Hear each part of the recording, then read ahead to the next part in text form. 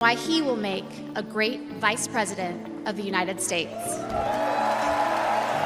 A working class guy who had overcome childhood traumas that I could barely fathom. My background is very different from JD's. I grew up in San Diego, in a middle class community, with two loving parents, both immigrants from India, and a wonderful sister. Although he's a meat and potatoes kind of guy, he adapted to my vegetarian diet and learned to cook food from my mother, Indian food.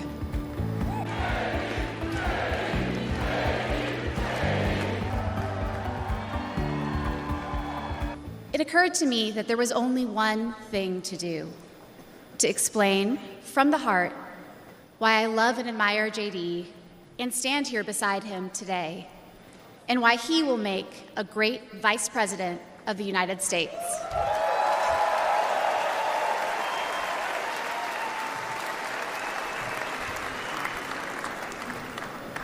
I met JD in law school when he was fresh out of Ohio State, which he attended with the support of the GI Bill.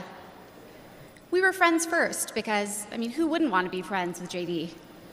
He was then, as now, the most interesting person I knew. A working class guy who had overcome childhood traumas that I could barely fathom to end up at Yale Law School. A tough Marine who had served in Iraq, but whose idea of a good time was playing with puppies. My background is very different from JD's. I grew up in San Diego, in a middle class community.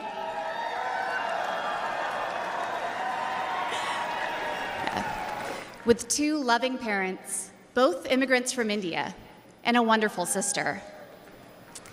That JD and I could meet at all, let alone fall in love and marry, is a testament to this great country.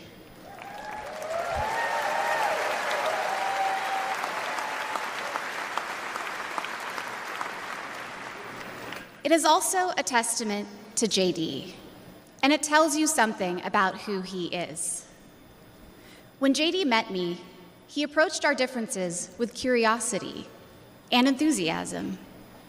He wanted to know everything about me, where I came from, what my life had been like. Although he's a meat and potatoes kind of guy, he adapted to my vegetarian diet and learned to cook food from my mother, Indian food. Before I knew it, he had become an integral part of my family, a person I could not imagine living without. The JD I knew then is the same JD you see today, except for that beard.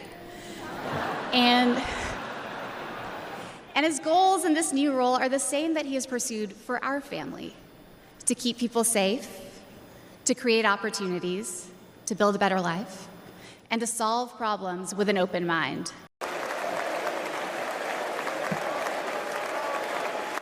Of course, married to the daughter of South Asian immigrants to this country. Incredible people. People who genuinely have enriched this country in so many ways. And of course, I'm biased because I love my wife and her family, but it's true. Now, when I proposed to my wife, we were in law school, and I said, honey, I come with $120,000 worth of law school debt and a cemetery plot on a mountainside in eastern Kentucky.